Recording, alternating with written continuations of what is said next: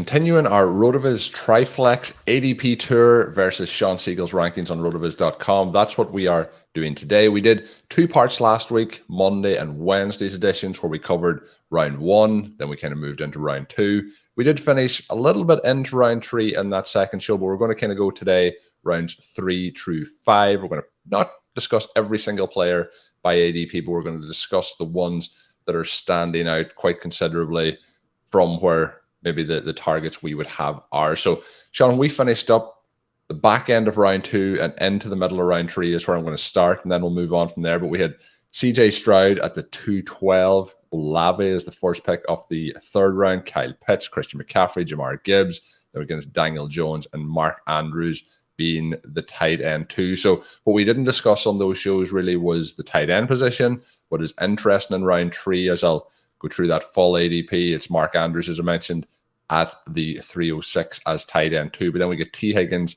Tua, Devontae Smith, JSN, Tyreek Hill. But then we get Travis Kelce. So in that space, in one round, we have the 3 tight ends off the board. We will mention the tight end 4 will go in round 4. That is TJ Hockenson mid round 4. So it is a big area for that top tier of tight ends to go off the board.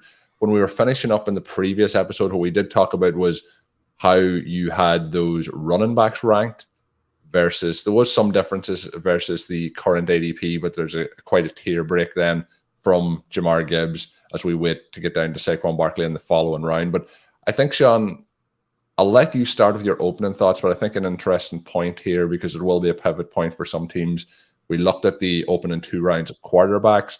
We talked about the advantage you could potentially gain by passing up on those second tier of quarterbacks to go for the elite wide receiver or running back talent. But there is also a zone here where you could get an edge on your league by going and getting yourself that elite tight end as well. Perhaps. And one of the things that we do know is that tight ends don't hit particularly often. Bjorn Young Barnett has a great article up on the site breaking down in detail, going back through the Dynasty ADP tool, looking at what players and positions hold their values the best over the long term, what positions are the best to draft in the startup versus drafting in your rookie drafts. A lot of interesting conclusions there. I encourage the listeners to go and check that out. We'll be hinting at some of those things as we go through today's exercise. And Colm, this is a lot of fun as we get into RV TriFlex startup season.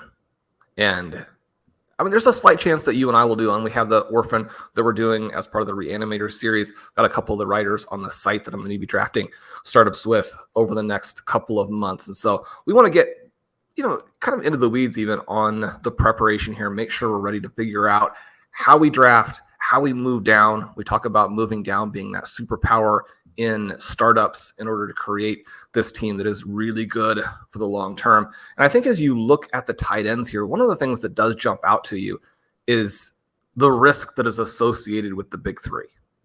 And if you look at Kyle Pitts, he's the player that I have the top ranking on, even despite what happened last year. He is also the most expensive player in startups. I actually have him a couple spots lower than where he's going by ADP.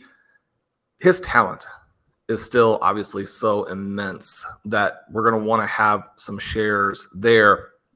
I have shares from previous years that I definitely did not get back out of.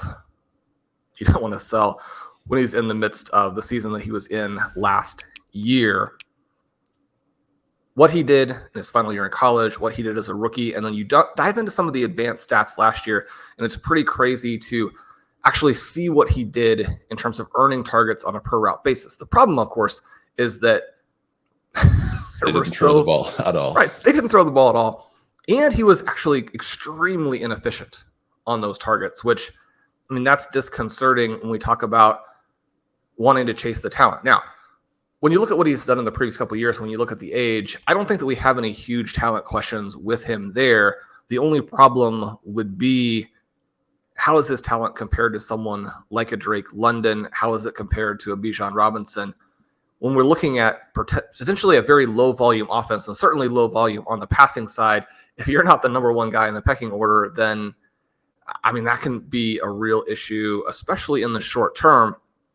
And so Kyle Pitts, I think in a lot of ways makes sense for teams that are either rebuilding or approaching the startup from the perspective of, I'm going to be competitive a year or two down the line, and I'm going to build in a ton of youth into my roster.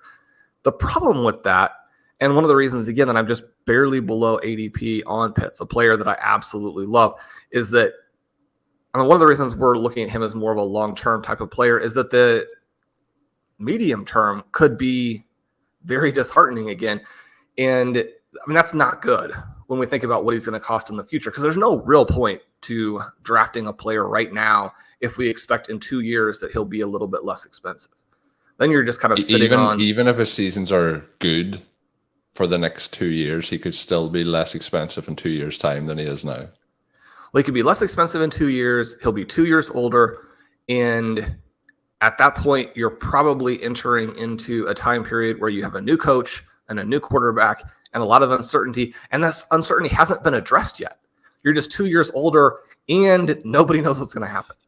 And so that's not exactly the situation that you're targeting. Now, I don't think that that's guaranteed, right? When we talk about the quarterback target. So one of the interesting things, we talked on the first couple of shows that outside of the very top tier, that the quarterbacks tend to be a little bit overvalued. One of the issues that you run into then is that, how do I actually get any quarterbacks if I'm saying they're all overvalued? At some point, you've got to draft somebody who is either a very specific guy, or you've got to take a player maybe a little bit earlier than you have him in your rankings. Well, I don't think it'll be any huge surprise to OT listeners that Desmond Ridder is one of those guys where we do actually see a disconnect between his price and his actual value. One of the issues there is that if the Falcons kind of hit over the next couple of years, if they're kind of in that mix where they're 8-9, 9-8, Bijan looks good. On a per play basis, London and Pitts look good, even if they're frustrating for fantasy. If Ridder is running some and then throwing reasonably effectively, Arthur Smith is designing up all these fantastic running plays to where the offense is somewhat successful, like his offenses were in Tennessee. The defense improves, and you've got this team that is just kind of good. It's going to be difficult for the Atlanta front office to get away from that. And at the same time, you're never really moving into a time period where Kyle Pitts can really hit. And so then it's a matter of, do they decide to let him go somewhere else in free agency? So the situation with Pitts, just a lot of uncertainty. And then Colm, I don't think it's any surprise to people that the issue with Travis Kelce is that he's in his mid-30s. Yeah, so he's obviously getting into that age. Travis Kelce as well, Shawn, this is the thing I'll say, is tight ends tend to play a bit longer in their careers. He's not as reliant, I don't think, on speed as some of the wide receivers we had talked about. But we talked for quite a while about Tom Brady, and he has changed the expectation around the quarterback position and how long those guys are going to play for. But Travis Kelce is kind of potentially going to do that here with the tight end position. But again, a bit like you mentioned with Kyle Pitts and his value in 2 years' time, any injury, any concerns around reduction in performance is going to be very concerning for Travis Kelce. The other one, Shawn, in there is Mark Andrews. And not to give too much away, but I mentioned the top 4 tight ends, TJ Hockenson being the other one. You have the order slightly different with Mark Andrews being your tight end 4 currently. Is that also some of the concerns you mentioned with Pitts potentially with how that offense would be run, but also somebody who is much older than both Pitts and Hockenson and closer to that Kelce side of things? Yeah, so we think about Kelce, and he's such a unique player, in many ways very similar to a Christian McCaffrey on the running back side, where you can't really move him down any lower in your rankings because he is so dynamic in terms of what he'll do for winning titles this year. And winning titles this year does matter, right? I mean, somebody's going to win a title in your dynasty league, and it can't never be you, right? And so you have to have respect for what these players are going to do in the given season. But with Kelce, it is all about now. With Andrews, you're moving into that range where can you do the thing that you and I talk about so much as being the foundation of building a dynasty, which is, can you play him for 2 years and then still trade him at his peak or trade him at a profit? I think he's that right on the fringe of that, though. Like, in terms of where he's going to be, if you keep him for 2 seasons, he's going to be 29. He's going to be right at that door of 30. And you can think about Andrews similarly to the way that you think about George Kittle, where there's so much risk baked into the way that offense is going to run. I don't think anybody has any questions about Kittle and who he is as a player, and yet his ADP is the 605. Probably Mark Andrews and George Kittle should be drafted in about the same spot, because we're heading into a season where the Ravens claim that they're going to pass more. That has a lot of potential cascade effects for how the offense works. If Lamar Jackson isn't running and converting those third downs, then you're going to have a lot of drives that are more truncated, because his vertical passing ability gives you the big plays. It gives you the quick strike. It does give you some points. But this is a team that could struggle to consistently move the ball. And we think a little bit about what has happened with Russell Wilson, for example, where you go from him being a star to going to a player where 3 and out, 3 and out, 3 and out. I mean, like, how many 3 and outs are the Denver Broncos going to have? I don't think that the Baltimore Ravens are going to be exactly that, but you have some questions about how the offense is going to run. And I don't think that the uptick in passing volume offsets the acquisition of Odell Beckham, the drafting of Zay Flowers, and the potential for Rashad Bateman to actually play a healthy season. Now, I mean, we'll count that as in the books once it actually happens. But you now have so much more competition for that crucial volume in what still projects as a low volume passing offense. The risks with Mark Andrews are pretty severe, and that's why I have him as a middle of round 5 target as the tight end 4. He's going middle of round 3 as the tight end 2. He could easily pay that off in any given season. I think over the course of the next 3 or 4 years, that's going to be a pretty significant premium. Moving on, Shawn, now into kind of the round 4, round 5 range in terms of where the ADP is. And what I want to do here is pair the wide receivers together, because in round 3 of your rankings, there is quite a few of these guys, particularly in that round 5 range, that are, players that you're targeting. This is the part, again, I know the listeners love this. Maybe not that you're targeting in round 3, but that's where you have them valued. So when we look into the entirety of round 4, it is Drake London, Saquon Barkley, DK Metcalf, Stephon Diggs, Travis Etienne, TJ Hockenson, Kenneth Walker, Cooper Kupp, Devontae Adams, Austin Eckler, Josh Jacobs, Kirk Cousins. Wrapping it back around, then it's Najee Harris, into DJ Moore, Christian Watson, Jerry Jeudy, Quentin Johnson, Ramondre Stevenson, Tony Pollard, Michael Pittman, Trey Lance, Jordan Addison, Treylon Burks, and then Kenny Pickett to wrap things out. The players, Shawn, that I'm going to skip over, we'll make it back to round 4, but the 2 players in particular that I see the biggest variance is Jerry Jeudy and Christian Watson. Jerry Jeudy's difference is an ADP wide receiver 20. You have him as a wide receiver 13 in your rankings, and the other one, as I mentioned, is Christian Watson, wide receiver 19 in ADP. You have him currently at wide receiver 14. So those guys quite a bit higher than some of those veteran names that I mentioned out in terms of how they switch around in the rankings. Are they just guys that you love heading into the season?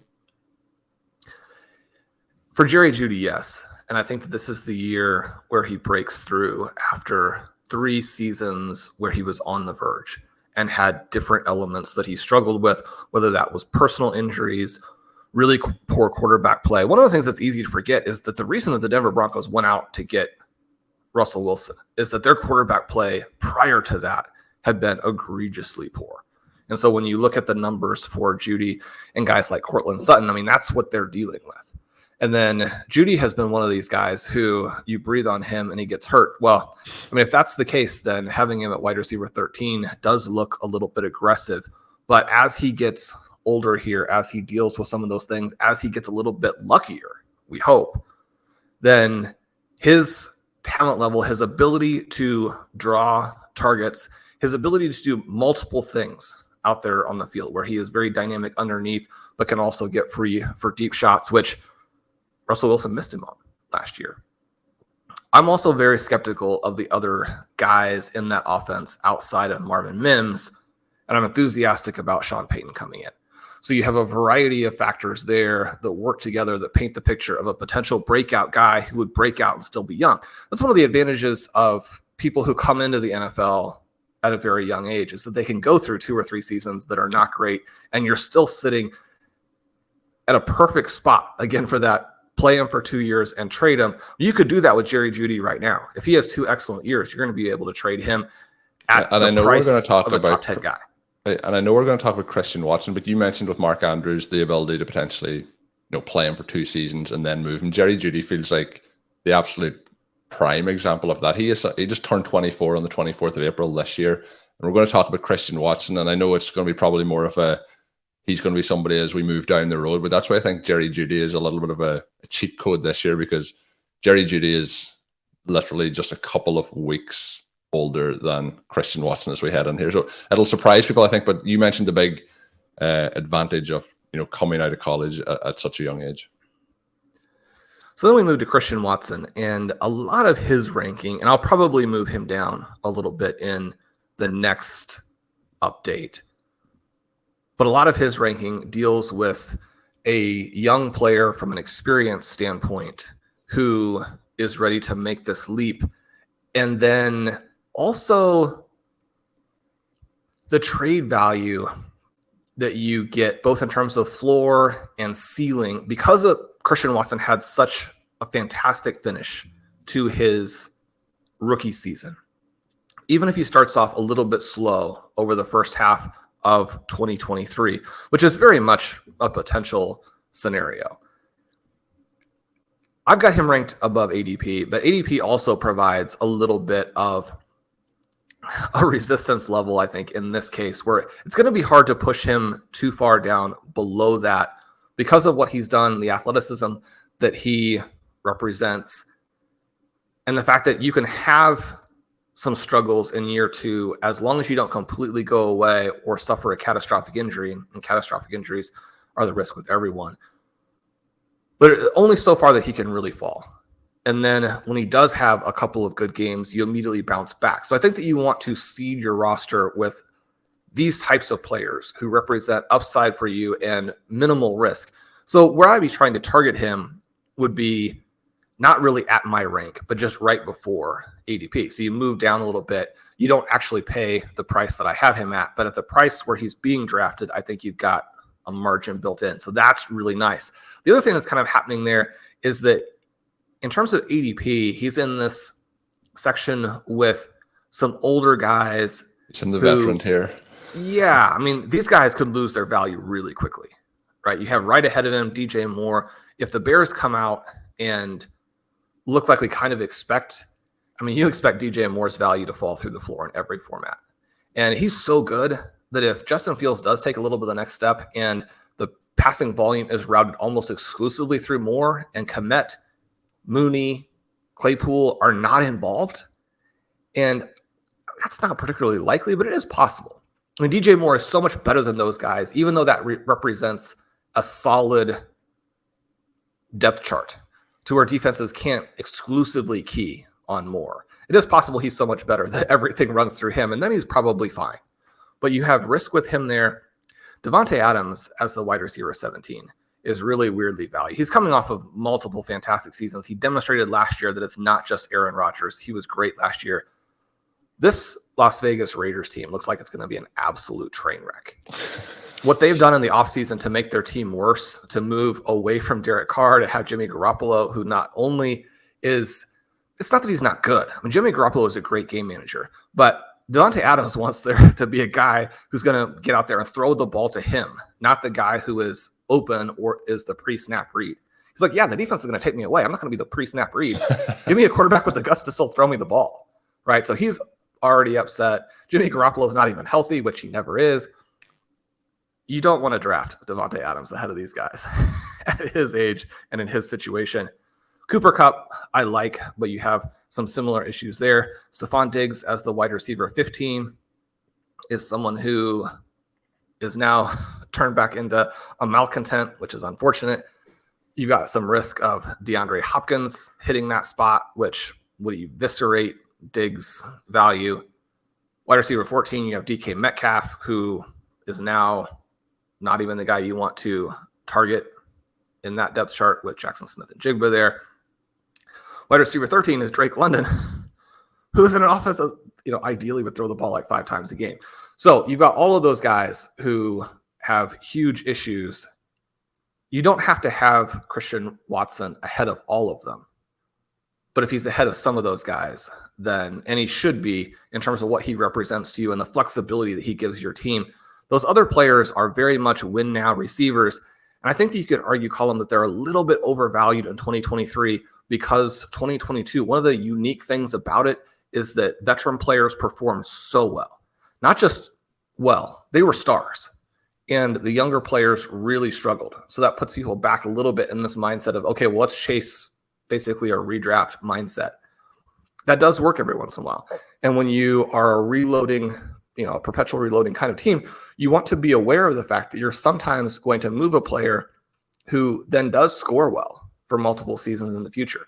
You can't regret those types of moves and continue to do them and build a roster that you want. If you're going to regret those moves, you have to have a different mindset, which is fine, right? It doesn't mean that you have to do it our way at all. We're never saying that. We're trying to work through how you can build a team that is going to be a superpower type of team, how it would work, what the characteristics are, positive and negative. If you don't like the negative characteristics, you do it in a different way. But as we look at the ADP right now, veteran players appear to be at least mildly overvalued because of the uniqueness of 2022. Yeah, I would really agree with that. And looking at that overall 5 rounds, there is a big split of veteran players who are approaching 30 or beyond 30, and then guys who are either just in the door of the NFL or have been there for 1 to 2 seasons, which you would expect that. But, the running back splits between the 3 guys going in the top 5 and Robinson, Breece Hall, and Jamar Gibbs, obviously Hall coming off the injury, but then you have Christian McCaffrey in there, Josh Jacobs, Austin Eckler in that top 10 of running backs, Saquon Barkley's in there. The wide receivers are very, very similar. You mentioned the concerns potentially with the tight ends. There's a variety of reasons there, but the likes of Kelce, there's people I think going to draft this year and have a team, again, which may win this year, which is always the goal, is to try and win. But, with the likes of Devontae Adams, Cooper Kupp, Travis Kelce, that in 2 years could be in a lot of trouble. And similarly with the quarterback position of the guys going in the TriFlex, or if you're playing in a Superflex format, going in those opening 2 rounds, where the winds of change can sweep very quickly through the dynasty landscape. And I think that, like, you've hit on a really good point, and you mentioned this on one of the previous editions last week, is looking at the redraft ADP and seeing how that can affect dynasty. But that was more so saying some of these rookies mightn't give you an instant impact in 2023, but people may also be doing very similar and only thinking about 2023 and not 2024 and beyond. And we obviously want to win now, but there is a balance to finding that. Do you think that maybe looking at this ADP, that balance may be getting a little bit lost as people look solely to this year with the startups? Yes and no. One of the things that I love about startups is that you do have some people who are going for it, and they don't always win, but you will frequently see that in the semifinals, you'll have 2 teams that really went for it and are going to be toast very shortly. And then a couple of teams that are built a little bit, we would probably say better, but at least built more sustainably, who either fluke their way in or are just similarly strong because they drafted well. And so they're ready to go right away. You see that as the semifinals. And one of the risks there that you have as a team that just flagrantly went for it is that you're now in the semifinals. If you don't win the semis and then win the final, your strategy didn't work, because you it's also so depending if you have predicated your on that picks. first year. Depending if you have your picks or don't have your picks. If you still have your pick, they're all going to be late picks then as well. So, there's kind of a double edge to that scenario. And the other thing that is happening here, Colm, and I think that you articulated it very well, is that when we're looking at this round 3 through 5 range, and we're looking at the wide receivers and we're looking at the running backs, and they're almost exclusively, now there are a handful of other names in there, but almost exclusively guys who are either unproven or are, like you said, at the cusp Very of 30, right?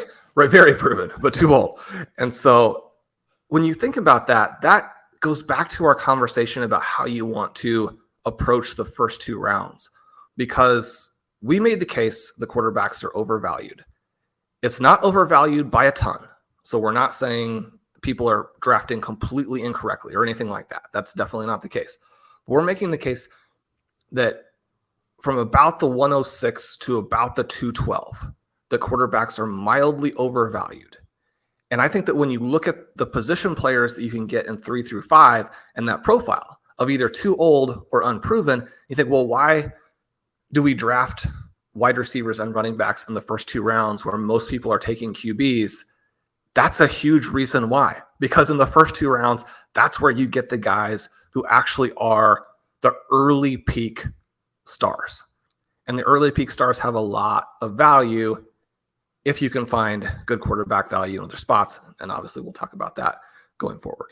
Yeah, and you can also, if you have that young ascending talent in the first and second round, you can also add in, we talked about this on one of our recent shows, having the balance between the veterans and the younger players. So you could add then a Devontae Adams or a Cooper Kupp to a team that has started with Justin Jefferson, Garrett Wilson, that sort of a thing, and have much more of a balance for trying to kind of rejuvenate that team over the next couple of years. You wouldn't have the same fear of having that as having Devontae Adams as your wide receiver one looking long term. But that kind of is going to get us towards the end here today, Shawn, as we close out round 5. Any final thoughts on anything standing out between, I guess, even just thoughts, but your rankings and current ADP in those ranges that we haven't touched on, or anything you want to seal it up with?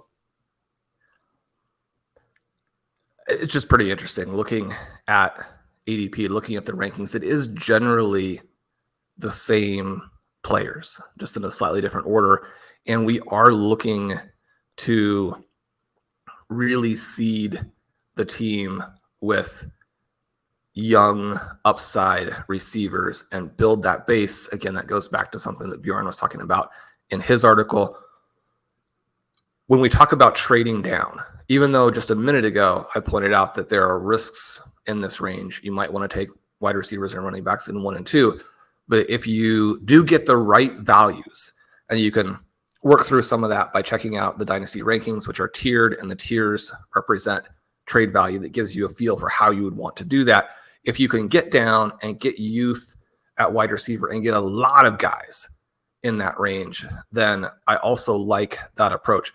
Maybe purely from a player level, one of the guys who looks really good to me and somebody that has been a focal point of trades in the RV TriFlex leagues that I co-manage with a variety of really awesome people like yourself is Ramondre Stevenson, right? He is the 506 and running back 12 in ADP. I have him at the 404 as the running back 8. You think about some of the guys who are ahead of him in ADP, like a Travis Etienne, who's running back 7. Travis Etienne is one of my very favorite running backs in the entire NFL from a talent standpoint. You dive back into some of the sports info solutions numbers at the college level, which we did a lot of content on before the draft, obviously mostly focusing on 2023 prospects. But prior to his final season, where he unfortunately fell off quite a bit, he goes back for that senior year, which you never really want to do if you're a star, but you like from a human perspective, because he's saying, I want to be with my teammates, try and win a national title, that kind of thing. That year was not good. The previous years were unreal. He doesn't have the same size as a Bijan Robinson. But when you talk about the best prospects ever, until that disappointing final season, he was up there. Then you go as a rookie and you get hurt. You come out in year 2 and they don't throw you the ball, in part because you don't have the coaching staff that drafted you for that. And then you go into year 3 and they're saying, we don't want you to touch the ball as much as you did last year. And fantasy managers are thinking he didn't touch the ball enough or in the right ways last year. And now you're going to take some work off his plate. It's just really unfortunate. The situation there for him doesn't justify the prices, which is just sad when you consider what a talent that he is. It is a little bit of the risk that you run into sometimes with these guys who are not 220 pounds. You look at Josh Jacobs. Josh Jacobs is basically a poor man's version of Ramondre Stevenson. Najee Harris is, we can't even really say poor man's version of Josh Jacobs. He's just not good, but has that 3-down profile. So you have guys who are either older, not nearly as good, or in a bad situation who are going off the board ahead of Stevenson. When you think about what Steven has done the last couple of years when he's healthy, you think about the fact that he's a 3-down back and is going to get a lot of high-value touches. And you look at the New England Patriots and the likelihood that they take a big step forward on offense now that they're actually going with a real offensive coordinator, some things like that. Stevenson is a guy who has a great chance to finish as the overall RB1 this year, but definitely has a lot of outcomes in which he's within the top 5. To be able to get him in the middle of round 5 as the RB12 is a great price. You never have to say much to get me even more excited about Ramondre Stevenson. So we'll look forward to that. I'm sure we're going to have more of his talk throughout this season, but we are going to talk 6 through 10 on the next episode. We're going to go a little bit into those middle rounds. The one thing I do want to mention before we finish up, I had a lot of people reach out over the weekend. On Friday's show, I mentioned that we were going to have some listener leagues coming up at the FFPC, both in the $125 tournament and the $35 Superflex tournament. People have reached out to say they're interested. We are going to keep that open until this Friday, which is going to be episode 600 of RotoViz OT, but we will be then setting up those leagues pretty swiftly to get them up and running. And then once they are recorded and done, we'll release those as podcasts over the coming weeks. But if you are interested, let me know on Twitter at Overtime Ireland or send an email at overtimeireland@gmail.com. You can also use rotovizradio@gmail.com as another way to get in touch. We are going to be back, though, on Wednesday with another edition of the podcast, episode 599. So looking forward to having that, getting back for another conversation with Shawn. We'll find out who some of the players that he really thinks, like maybe a Ramondre Stevenson in the 5th round, are very, very undervalued or in prime targets to have in your startups. And maybe you're not in a startup, but maybe you're looking for some potential trade targets over the next couple of weeks. Another way that you can find out who you should maybe be trading in those before they ascend into the upper tier for Dynasty and next year's startup. So that's what we'll be doing on the Wednesday edition. My name is Colm Kelly. You can follow me on Twitter at Overtime Ireland. My co-host is Shawn Siegele. Check out all of his work up on rotoviz.com. And until we are back, have a good one.